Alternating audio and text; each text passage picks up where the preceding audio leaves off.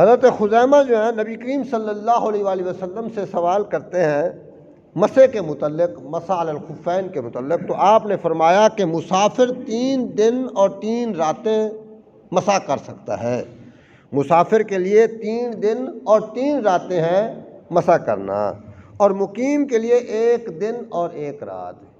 یہاں پہ مدت بیان کی گئی ہے کہ مسافر کتنا وقت مسح کر سکتا ہے، اور جو گھر میں رہتا ہے وہ کتنا وقت مسح کر سکتا ہے۔ جو گھر میں رہتا ہے ان کے لیے 1 دن 1 رات ہے، 24 گھنٹے، اور جو مسافر ہے اس کے لیے 72 گھنٹے، 24 تیسرا 72 ہو گیا، تو 72 گھنٹے وہ جو ہے مسح کر سکتا ہے۔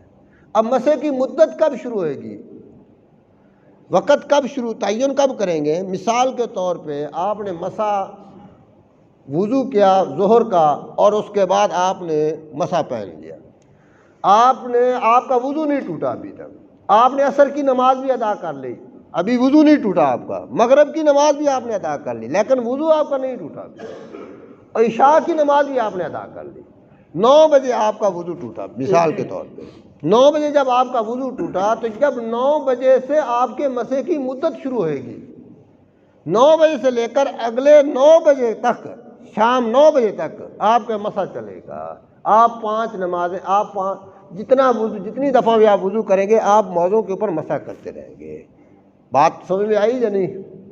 24 گھنٹے مدت اس وقت شروع ہوئے گی جس وقت آپ کا وضو ٹوٹے گا۔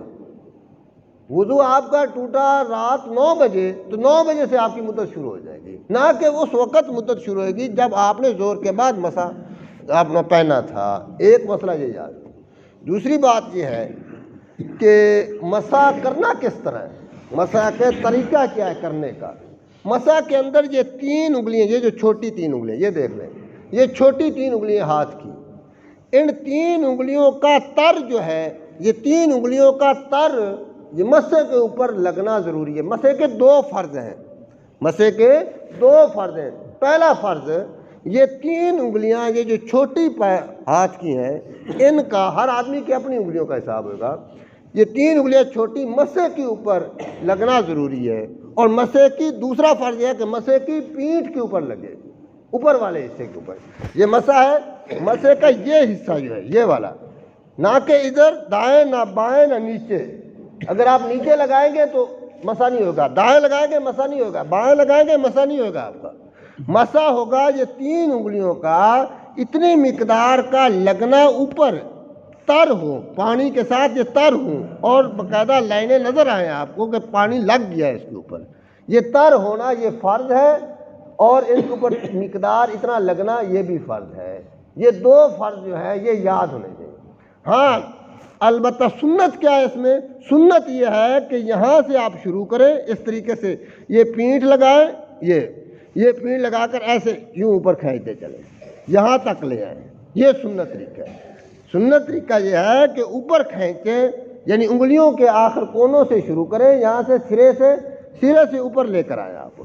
اگر ہتھیلی لگ جائے یہ والی تو کوئی حرج نہیں ہے، یہ بھی بہتر ہے، لیکن یہ ہے کہ یہ لگنا چاہیے، یہ اوپر اس کو آپ کھینچ لیں، یہ طریقہ ہے بھئی۔ یہ 2 فرض آپ کو یاد ہونے چاہیے، یہ حدیث پاک میں بھی موجود، فقہا نے بھی اس کو وضاحت کیا ہے، اور اس کا یہ طریقہ ہے۔ یہ 2 فرض ہیں آپ کے، ایک یہ ہے کہ یہ 3 انگلیاں اوپر جائیں، آپ یہ 3 انگلیاں کا ہونا ضروری، لیکن اگر 4 لگ جائیں تو یہ سنت طریقہ ہے۔ اس طریقے سے آپ اوپر لے کر آئیں، اور دائیں ہاتھ سے دائیں پاؤں رکھیں، اور بائیں ہاتھ سے بائیں پاؤں کو رکھیں، یہ لے کر اس طریقے سے اوپر لے کر آیا آپ، یہ اوپر اس طریقے سے بائیں ہاتھ سے یہ جو ہے یہ طریقہ، یہ آپ نہ ادھر سے آپ کو پھیرنے کی ضرورت ہے، نہ ادھر سے پھیرنے کی ضرورت ہے، نہ اوپر سے نیچے آنے کی ضرورت ہے۔ اگر اوپر سے نیچے آئیں گے، نہ آپ اس طرح کریں کہ یہ تر ہے تو یوں چل پھیریں، یہ بھی نہیں، یہ سارے طریقے خلاف سنت ہے۔ ہاں البتہ یہ ہے کہ اگر کوئی آدمی تر یہ دونوں کر کے یوں رکھ دے گا تو مسح ہو جائے گا، لیکن خلاف سنت ہوگا۔ سنت طریقہ یہ ہے کہ اوپر سے لے کر یہ طریقے سے لیں۔ یہ مسح کرنے کا طریقہ آپ کو بتا رہا ہوں، اور مدت بھی آپ کو پتہ چل گئی، 24 گھنٹے کی مدت ہے۔ تیسرا یہ ہے کہ مسح اگر پاؤں کی چھوٹی 3 انگلیوں کے مقدار مسا پھٹ گیا آپ کا، یہ جو پاؤں کی، ہاتھ کی نہیں، پاؤں کی چھوٹی 3 انگلیاں ہیں، ان کی مقدار اگر مسا آپ کا اندر نیچے سے یا دائیں سے یا بائیں سے پھٹ گیا تو آپ کو پھر بھی مسا آپ نہیں کر سکتے، آپ کا مسا ٹوٹ گیا۔ یہ بھی یاد رکھنا، پھٹنا ہے۔ تیسرا یہ ہے کہ اگر پانی پڑ گیا ہے اس میں، آپ نے کہیں یہاں بیٹھے پانی اندر چلا گیا تو آپ کا آدھے سے زیادہ پاؤں نیچے سے گیلا ہو گیا، تب بھی آپ کا مسا ٹوٹ گیا۔ اب آپ پاؤں کو اتاریں، مسے کو اتاریں، دوبارہ دھوئیں، پھر آپ اس کے بعد وضو کریں، پھر اس کے بعد آپ کی مدت دوبارہ پھر شروع ہوگی۔